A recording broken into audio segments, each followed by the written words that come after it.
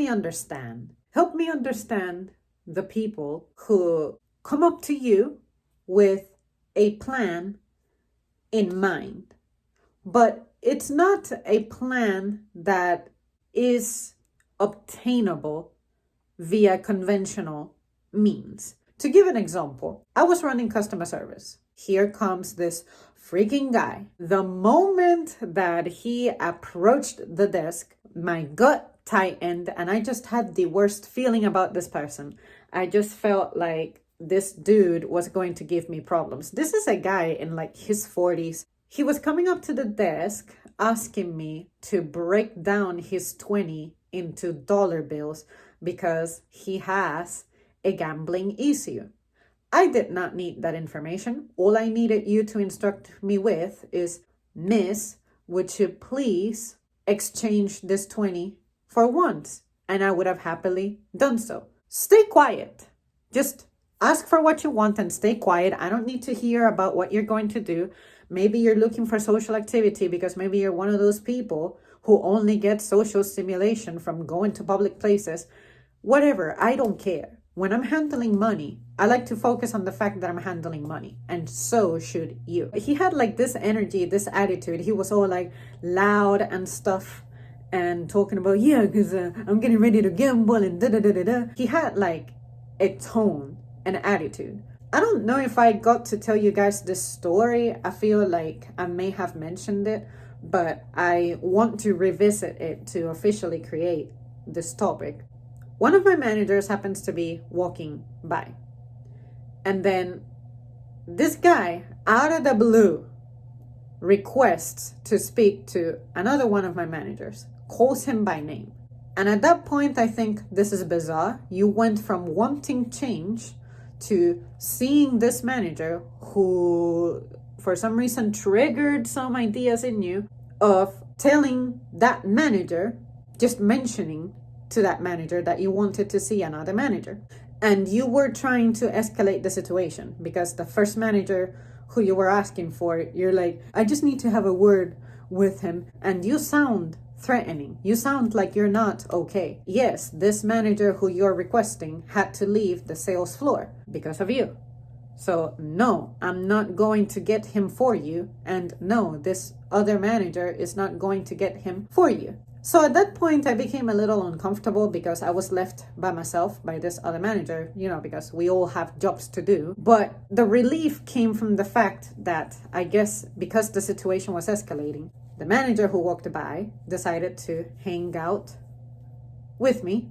And then I happened to be like, hey, so he was mentioning something about name, but I didn't even get to finish really saying that. Because at that point, I was like, hey, so, and then the guy just like started vomiting his stuff, but he started getting closer. And I made it very obvious that A, I am handling money. And second of all, I don't like you being at that close proximity. And then my other manager happened to stand really like close to me.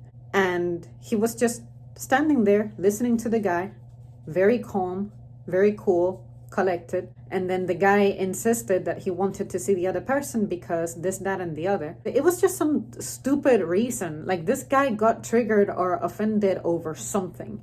I think it was over him asking about a product or the way we were bagging something. I don't even remember the detail because it didn't involve me. I wasn't present for that. But I just thought it was strange that this guy was trying to be intimidating. And at least my manager who was standing by me, he was having none of it. Like he stayed calm. He was listening to the guy. And when the guy kept insisting that he wanted the other manager, this other manager was like, well, just so you know, I'm here and I can help you. What can I do to help? How can I help you? What may I do for you? And it just bothers me because what is your plan? What is your idea?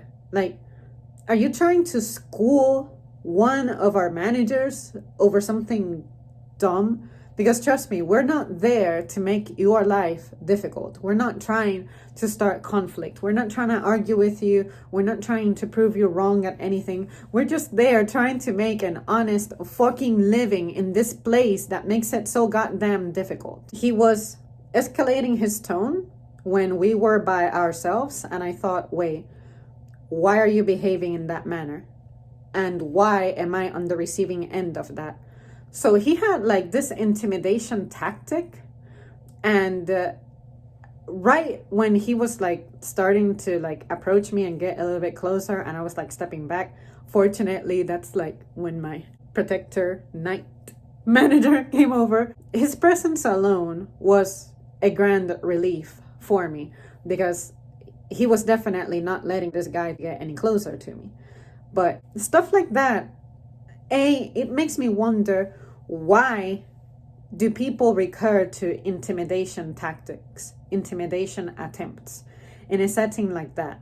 Like, what is possibly going on in this person's life that triggers them? That's what I'm trying to explore with this topic. What makes a person get to that point where they're just willing to start fights and just do stuff, especially in public, and possibly endanger people? But also, things like that is what makes me feel a degree of hesitation toward pursuing a position in which I'm in charge of something. Because look at me, like, I'm small. I don't think I can take on the average man, for example. So if I were by myself, especially at nighttime in a situation like that, that's the type of thing that makes me think, okay, this is definitely dangerous, and I'm not comfortable with that. But just because that is the case doesn't mean that I want to let that deter me.